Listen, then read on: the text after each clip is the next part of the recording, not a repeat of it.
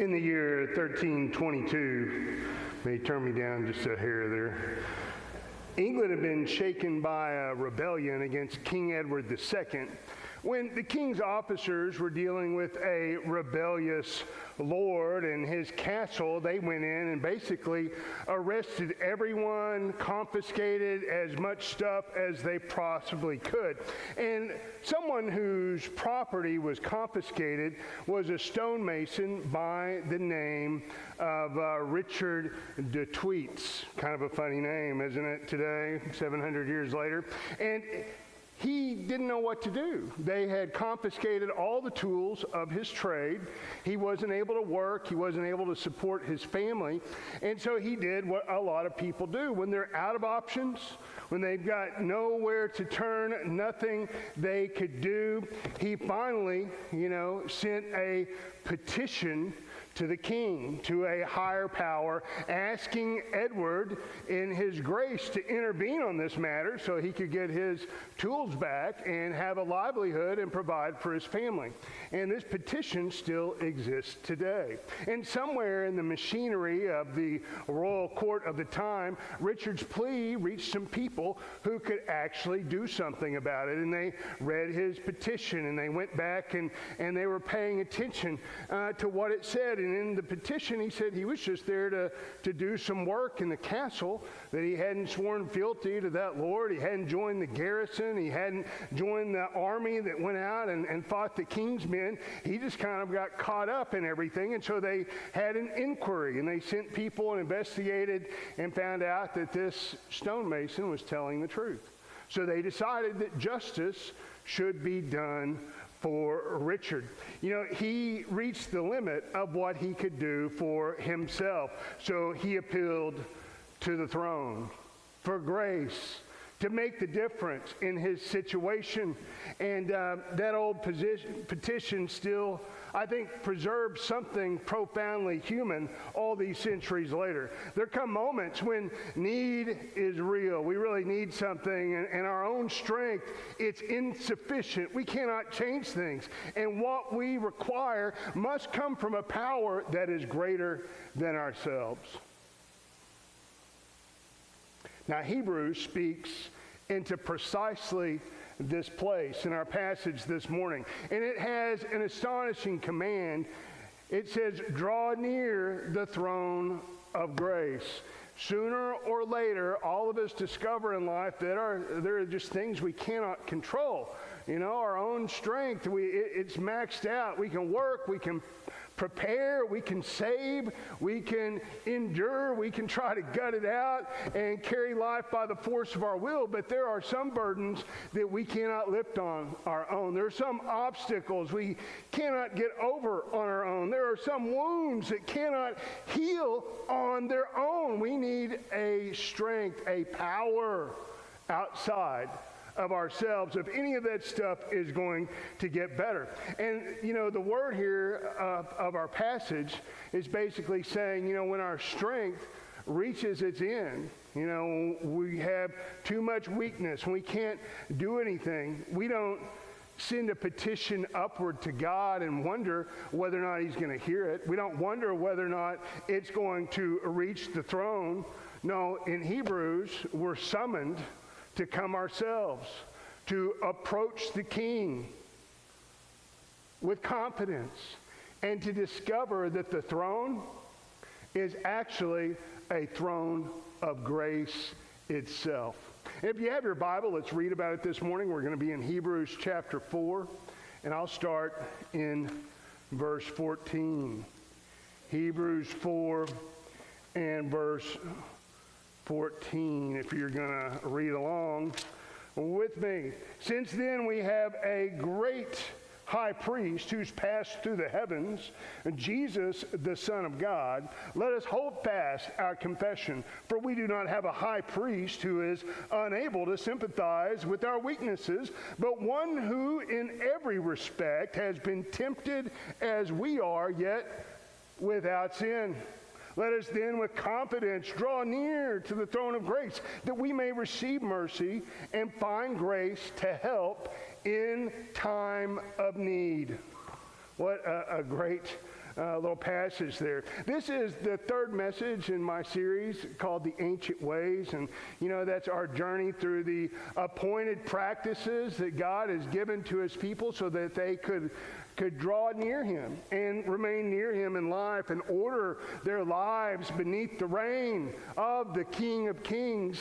And we began with worship, because the incomparable worth of the King demands our allegiance to him. Then we turned to Scripture last week, because the King we worship has spoken. We have his word in the pages of the Bible, and his decree, his word must chart the course of our life and set our days.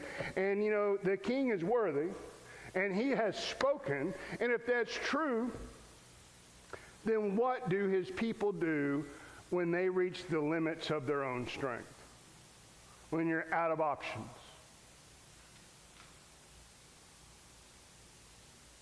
Well, we should go to the King, shouldn't we? We should draw near his throne. We should pray. And we should pray before we reach the limits of our strength. But sadly, a lot of people wait till they got no other option, and that's when they pray.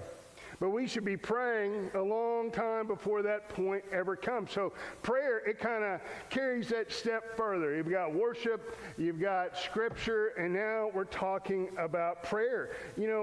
How do you have your needs met? How do you get supplied when you're facing stuff you can't handle on your own? You've got to draw near the throne of grace. You've got to go to the Lord in prayer. Prayer is the ancient confession that we're not self-sufficient. That the King we worship is not distant, but he is approachable. And that his people are always granted an audience in his presence. In our passage, that ancient way comes into a very sharp focus, because the people of God are not merely permitted to send a petition up to the King, right? It's more than that. They're commanded to draw near themselves, to approach the King themselves, to enter into his presence confident, because a great high priest has already opened the way for them to come. So draw near the throne of grace, because number one, we have a great high priest. Draw near the throne of grace because we have a great high priest. In verse 14, the writer begins not with something we must accomplish, no, but with someone we already know. It says, since then we have a great high priest. You read through the Bible, Israel, the people of God, they certainly knew what a high priest was, who, stood in front, who represented all the people, especially on the Day of Atonement. He would cross the veil, offer sacrifices for the sins of the people. And you've heard me preach before, sometimes they didn't make it back out when they went into the Holy of Holies, because they had some sin on their own heart or something going on in their life, and God was displeased with them. But they had these priests, but every one of them was limited. Like I said, some were limited by sin. Some just got old and they died. They were not permanent. And they had to offer a sacrifice. They had to offer a sacrifice every year on behalf of the sins of the people. So nothing about their ministry was really permanent. But now we have this great high priest who is permanent. And he offered a once and for all sacrifice on the cross for the sins of humankind. He lives forever. He will never die. He is our great high priest that the writer of Hebrews is talking about. Jesus is different.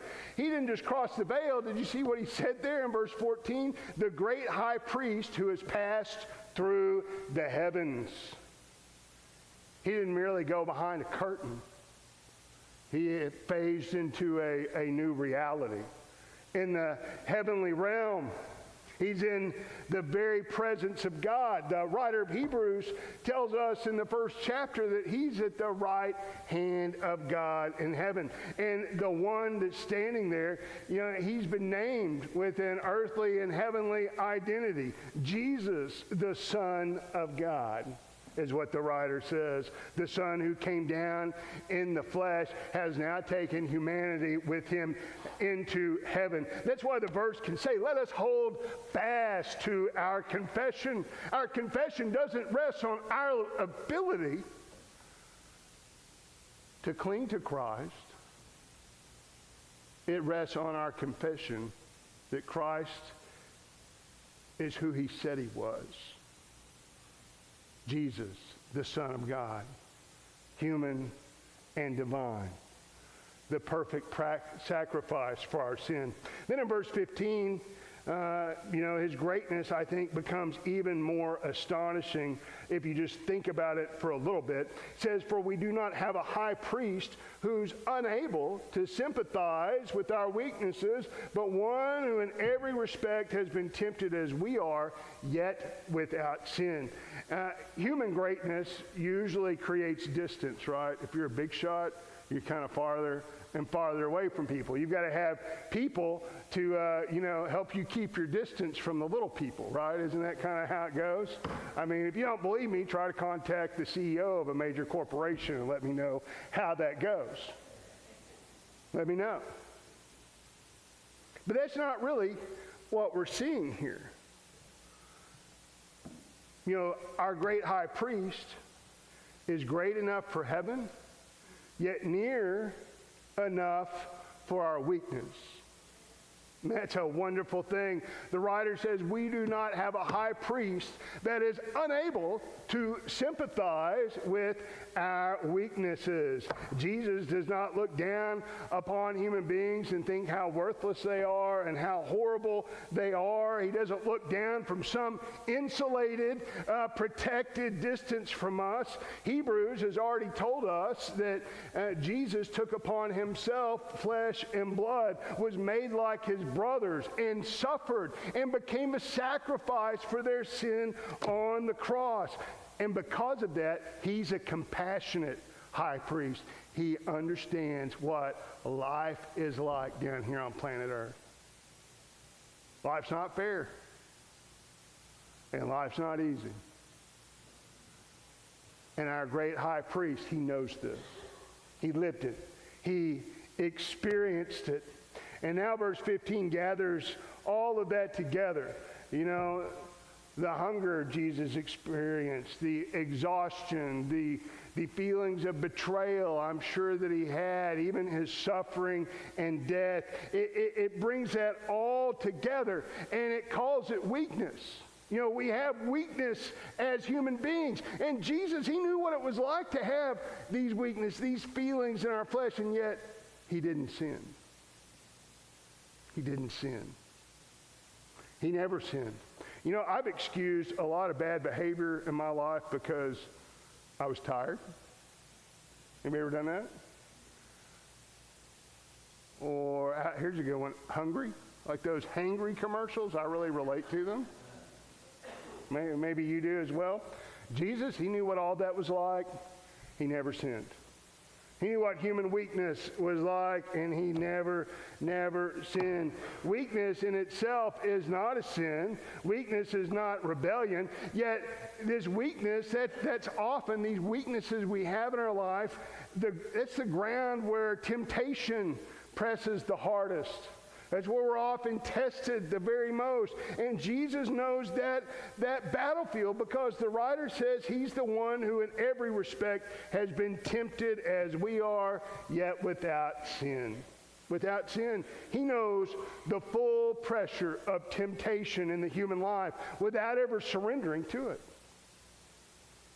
Because we have a great high priest, our weakness, our human frailty, it should drive us towards prayer instead of away from it. It should drive us towards the throne instead of retreating from it. Too often, though, I think we reverse the logic of this passage. We don't pray because we don't think we're good enough, or we think we've done too many bad things, Or, we failed in this area.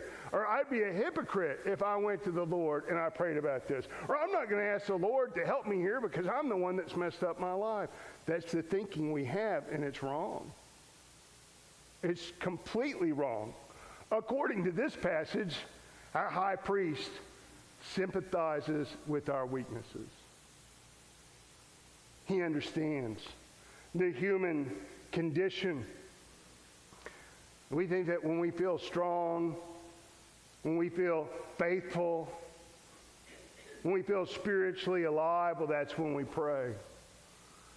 And when we feel tired or ashamed or tempted or confused or grieving, or maybe we're painfully aware of our own spiritual inadequacies in life, that's when we don't pray. We somehow let those weaknesses close the door to the throne room, and we do not draw near the throne of grace. Hebrews is saying the opposite of all those feelings. Your access with God does not rise and fall with the strength of your devotion or your spiritual maturity or your spiritual faithfulness, the eloquence of your words, or how you feel when you pray. The way is open to God. Why?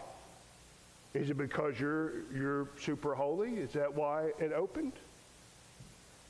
It opened because Jesus has passed through the heavens.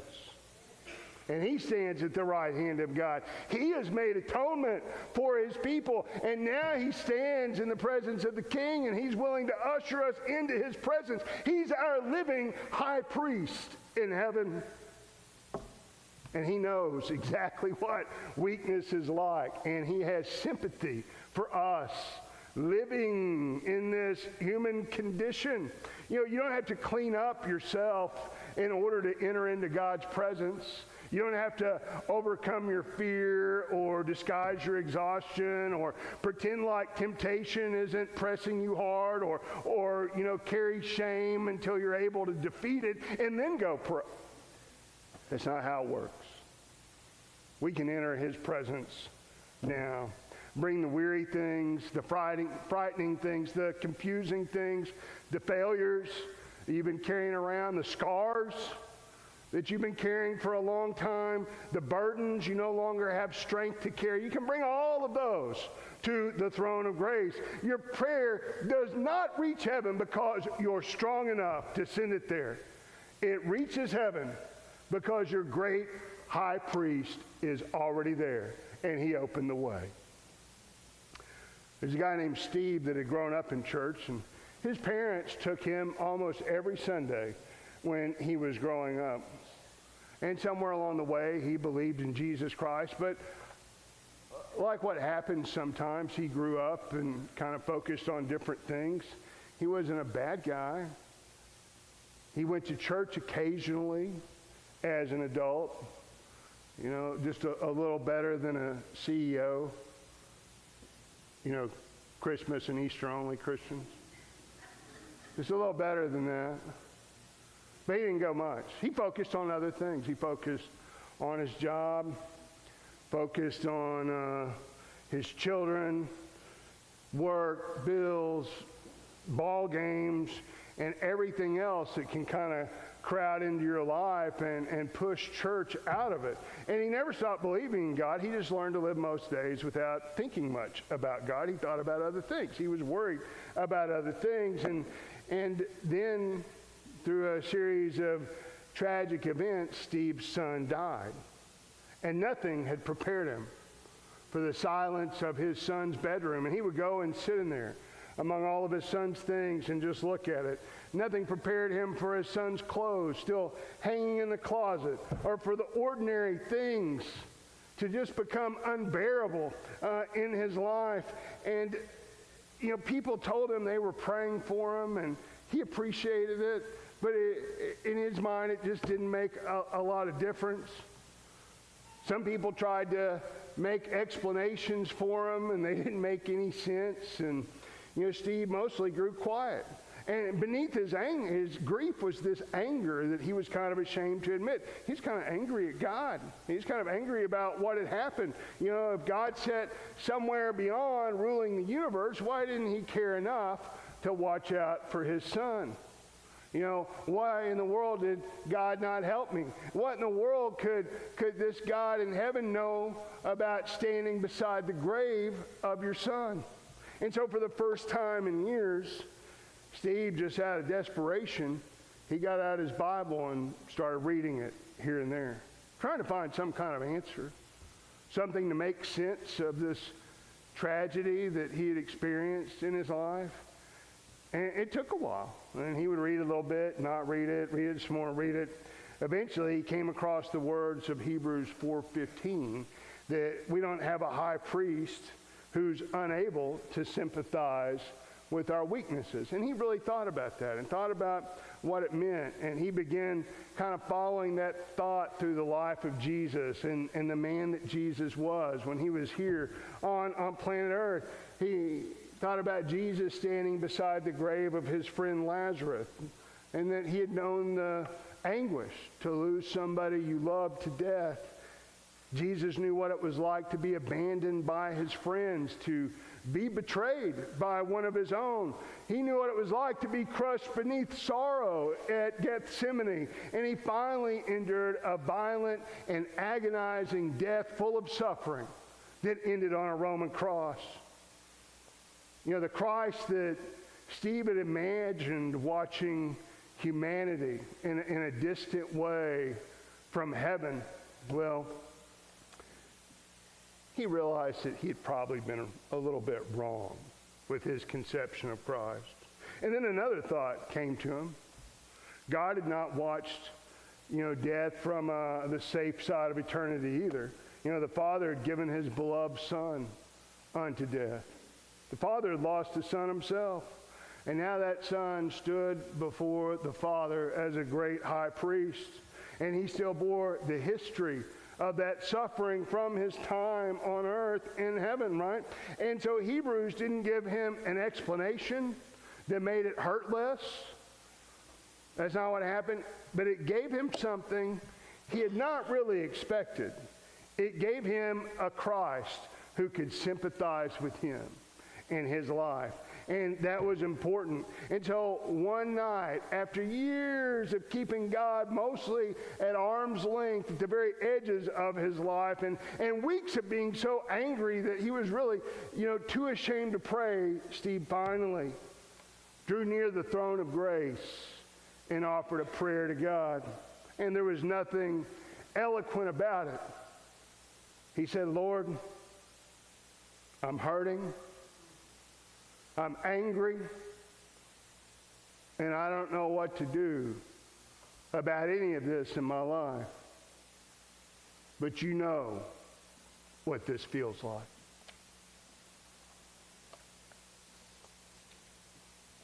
Draw near the throne, because we have a great high priest. And then number two, we have a merciful king. We can draw near the throne of grace because we have a great high priest and a merciful king. Look at verse 16 again in our passage. Let us then with confidence draw near to the throne of grace, that we may receive mercy and find grace to help in time of need. The word therefore kind of gathers everything the writer's written, said about our great high priest, and he turns it into an invitation. Did you hear the invitation? Let us then, with confidence, draw near the throne of grace. The old sanctuary had taught the Hebrew people to approach God guarded, mediated, never casual at all. Priests drew near. The high priest drew near still, very close to God. Ordinary worshipers, though, they were supposed to remain outside the veil of the Holy of Holies at the temple. And priests could go closer. Regular men could go closer. Women, they were back behind the men, and then you had foreigners. It was all about nearness based on who you were. But the writer here, he's describing something else. The commands given to the whole people of God, not just one guy. It says, let us then with confidence draw near. And that confidence is not self-confidence. It's kind of, it seems like what the word means today. And the English-speaking West in 2026, that's not what it's talking about. It's the emotional certainty someone has, that God is there, God will welcome you, God will listen to you. It's understanding who God is and who you are, and that He is actually going to listen. And so this is about freedom, really, the emotional freedom to go to God, despite whatever's going on in your life or how you feel or anything else, and go to the Lord with confidence to know that you are welcome to raise your petition around the throne. God's holy. He's sovereign. He's fully aware of everything. He knows your heart. He knows what you've done. He knows all about it. The wonder, right, is that He lets us come before Him, knowing what He knows. And if you're afraid to come before Him, did you pay attention to what the writer called His throne? A throne of grace. Isn't that what we all need? I promise you there's not a perfect person in this room. There's not. And God knows all about it. And He still says, draw near with confidence to my throne of grace. That's why we have a merciful King. He is. Look at verse 16. The purpose of drawing near, look at it, it says that we may receive mercy and find grace to help in time of need. Mercy is not something we persuade a reluctant God to give, or we try to talk Him into giving to us. It's something we receive at the throne. From Him, directly from Him. The great high priest doesn't shield us from a merciful King or try to, talk the King into doing something on our behalf. No, the throne itself is a throne of grace. And He who sits upon it dispenses mercy and help in time of need. And the final phrase reaches back to that weakness in verse 15. Hebrews doesn't answer weakness by pretending that we possess more strength when we do. No, it addresses weakness by saying strength is found at the throne. How do we overcome all of these human weaknesses? Well, we go to the throne and we ask for help. We're at the throne of grace. We ask for help in time of need, and He gives us mercy. That's what He's saying. And we're all welcome to come before the throne. That's where help may be found. And this help, it may be deliverance. It may also be strength to endure, or wisdom to obey, or courage to remain faithful, or grace that's sufficient to carry a burden that has not yet been removed. It can look like a bunch of different things. And the King doesn't promise His people will never know this hour of need. We are. That's part of the human condition in this fallen world. He does promise, though, that no hour of need lies beyond the reach of His grace and mercy. Because we have a merciful King, prayer should become the place where we stop pretending that everything depends on ourselves. Our abilities, our intelligence, our resources. We spend enormous energy trying to manage what we cannot control in this life we've been given, solve what we cannot understand, carry burdens that were never meant to rest upon our strength alone. But here in verse 16, the Bible tells us where needy people are supposed to go. Do you need help in some area of your life? Then let us draw near the throne of grace with confidence. Bring the decision you cannot make. Bring the temptation you cannot shake, the fear that you cannot silence in the corners of your mind, the relationship that cannot be repaired, or even the need that you cannot meet, you cannot supply. Prayer is not admitting defeat before an indifferent God. That's not it. It's turning from self-reliance towards the King. We admit we are not the King. We cannot fix what is wrong with our lives. So we turn to a higher power for help. Sometimes that mercy and grace in time of need, sometimes that will help change our circumstances. And maybe you've experienced that before as a response to prayer. Sometimes, though, it's going to give you the strength to endure what you cannot change. That's a prayer I pray sometimes, like, Lord, change me, change this situation in one way or another. But when you don't pray, when you don't go to the throne for help, when you don't ask God to make the difference, you're saying, I am self-reliant. I can handle this myself. I don't need God's help. I don't need his power. Prayer confesses, I need what only my King can give. So you need to stop measuring up your resources before you pray. Instead, measure the mercy of the King who sits on the throne of grace. Draw near him and pray. In 1388, during the reign of England's Richard II, a group of powerful nobles gained control, I guess you could say, of government and their parliament. And they really wanted to get rid of one guy that nobody liked. His name was Simon Burley.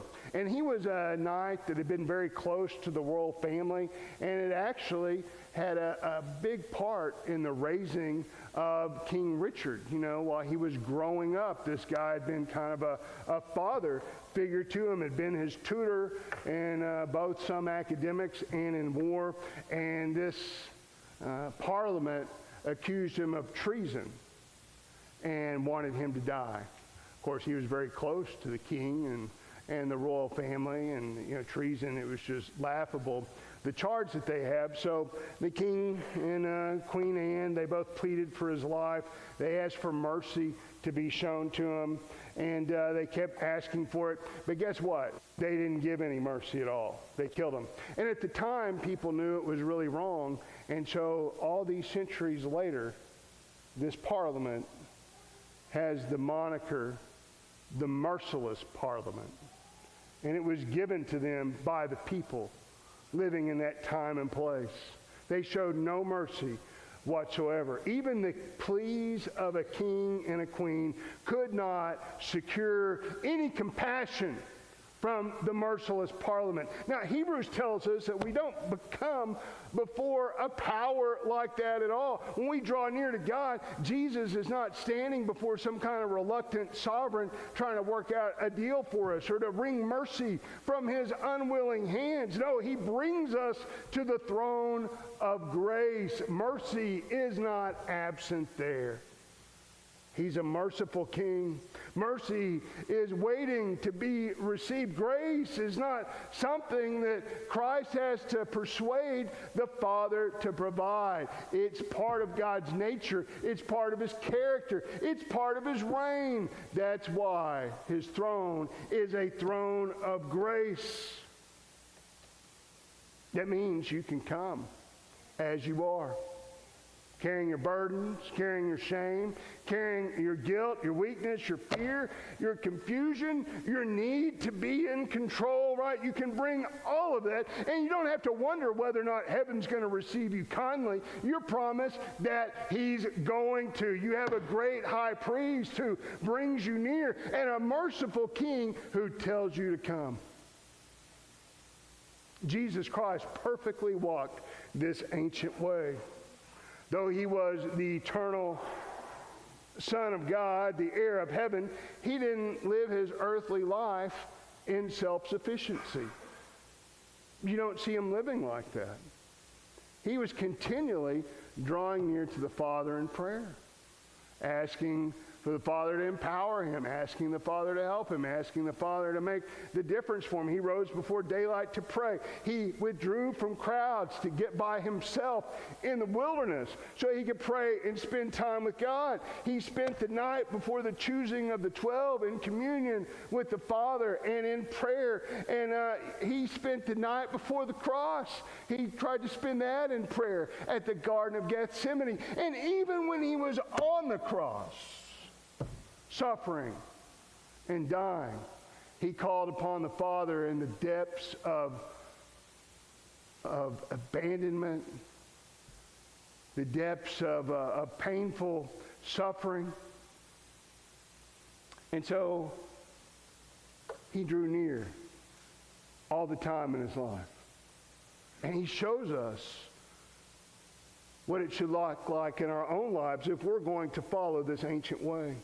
The Son who prayed in our humanity, passed through death, he rose again, and he entered heaven as our great high priest, according to the writer of Hebrews, so that the way he walked before the Father is now open to you and to me. We too can approach the throne and receive help in time of need. Draw near to the throne of grace. Stop standing at a distance as if heaven was closed, as if God was reluctant, as if you're not good enough to pray. You have a great high priest. He knows your weaknesses. You have a merciful King whose throne is already a throne of grace. So bring that burden you cannot carry. Bring the grief you cannot explain. Bring that need that you cannot supply. Prayer is the ancient confession that we are not sufficient in ourselves. But our King, he's more than sufficient for all of us. For any problem we have, any situation we face, when your strength, when it grows thin, that's when you need to draw near, because your priest is there. Mercy is there. Grace is there. Help is there. So draw near and pray. Thank you for listening until the end. If you found this message to be meaningful, please like and subscribe so it can reach more people.